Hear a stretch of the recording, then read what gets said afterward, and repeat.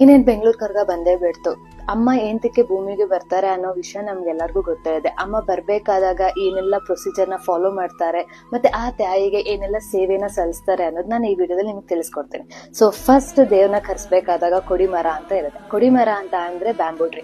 Bamboo ಟ್ರೀನ ಅರ್ಶನ ದಾರದಲ್ಲಿ ಕಟ್ಟಿರ್ತಾರೆ. ಅದನ್ನ ಕಟ್ಟಿರೋದು 1 ವರ್ಷಕ್ಕೆ ಮುಂಚೆನೆ ಇಟ್ಟಿರ್ತಾರೆ. ವರ್ಷ ಆದ್ಮೇಲೆ ಅದನ್ನ ಪೂಜೆ ಮಾಡಿ, ಜರನಹಳ್ಳಿ ಗ್ರಾಮದಲ್ಲಿ ಯಾರು ಯಜಮಾನ್ರು ಇರ್ತಾರೋ ಸೊ ಅವ್ರು ಅದನ್ನ ಪೂಜೆ ಮಾಡಿ ಅದನ್ನ ದೇವಸ್ಥಾನಕ್ಕೆ ತಲುಪಿಸೋ ಅಷ್ಟರಲ್ಲಿ ಅರೌಂಡ್ 7 o'clock ಅಷ್ಟೊತ್ತಲ್ಲಿ ಆಗಿರುತ್ತೆ. ಸೊ ತಲುಪ್ಸಾದ್ಮೇಲೆ ಅದಕ್ಕೆ ರಾತ್ರಿ 3 ರಿಂದ 4 ಗಂಟೆ ಒಳಗಡೆ ಸ್ವಾಮೀಜಿಗಳು ಅದನ್ನ ಪೂಜೆ ಮಾಡ್ತಾರೆ. ಸೊ ಪೂಜೆ ಮಾಡಿ ಅದನ್ನ ಸ್ಥಾಪನೆ ಮಾಡ್ತಾರೆ. ಸ್ಥಾಪನೆ ಮಾಡಿದ್ರು ಅಂತ ಅಂದ್ರೆ ಈ ಸತಿ ಕರ್ಗ ಸ್ಟಾರ್ಟ್ ಆಯ್ತು ಅಂತ ಅರ್ಥ. ಕರ್ಗ ಸ್ಟಾರ್ಟ್ ಆಯ್ತು ಅಂತ ಅಂದ್ರೆ ಆವತ್ತಿಂದ 11 ದಿನಗಳು ವ್ರತದಲ್ಲಿ ಇರ್ತಾರೆ. ಎಲ್ಲಾ ಸ್ವಾಮಿಗಳು ಕೂಡ ವ್ರತನ ಮಾಡ್ತಿರ್ತಾರೆ. ವೀರಕುಮಾರ್ ಆಗಿರ್ಬೋದು, ಗಂಟೆ ಪೂಜಾರಿ ಆಗಿರ್ಬೋದು. ಮತ್ತೆ ಅವರು ಎಲ್ಲಾದ್ರೂ ಆಚೆ ಹೋಗ್ಬೇಕಂದ್ರೆ ಚಪ್ಪಲಿ ಧರಿಸೋದಿಲ್ಲ. ಯಾವ್ದೇ ದೇವಸ್ಥಾನಕ್ಕೆ ಹೋಗಿದ್ರು ಅಷ್ಟೇ, ಯಾವ್ದಾದ್ರು ಅಂಗಡಿಗೆ ಹೋಗ್ಬೇಕಾದಾಗ್ಲೂ ಅಷ್ಟೇ ಅವರು ಚಪ್ಪಲಿನ ಧರಿಸೋದಿಲ್ಲ.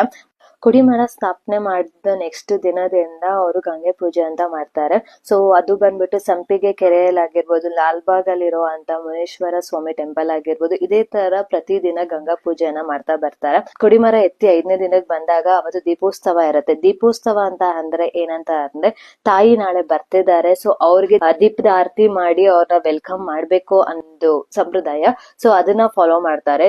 ದೀಪೋತ್ಸವ ಹಾಗೆ ನೆಕ್ಸ್ಟ್ ಡೇ ಆಗೋದು ಹಸಿ ಕರ್ಗ. ಸೊ ಹಸಿ ಕರ್ಗ ಅಂದ್ರೆ ಏನಂತ ಅರ್ಥ ಅಂದ್ರೆ ಸ್ವರ್ಗದಿಂದ ತಾಯಿನ ಕರೆಸಿ ಮಡ್ಲಲ್ಲಿ ಇಟ್ಕೊಂಡು ದೇವ್ರಿಗೆ ಲಾಲಿ ಆಡ್ಕೊಂಡು ಧರ್ಮರಾಯನ ಟೆಂಪಲ್ಗೆ ಕರ್ಕೊಂಡ್ ಬರೋದೇನೆ ಪದ್ಧತಿ. ಸೊ ಈ ತರ ಕರ್ಕೊಂಡ್ ಬಂದ್ಮೇಲೆ ಅಟ್ಲೀಸ್ಟ್ 3 ದಿನ ದೇವರಿಗೆ ಪೂಜೆನ ಸಲ್ಲಿಸ್ತಾರೆ. ಆ ಪೂಜೆ ಸಲ್ಲಿಸ್ಬೇಕಾದಾಗ ಯಾವ್ಯಾವ ಸೇವೆಯನ್ನ ಮಾಡ್ತಾರೆ ಎಲ್ಲ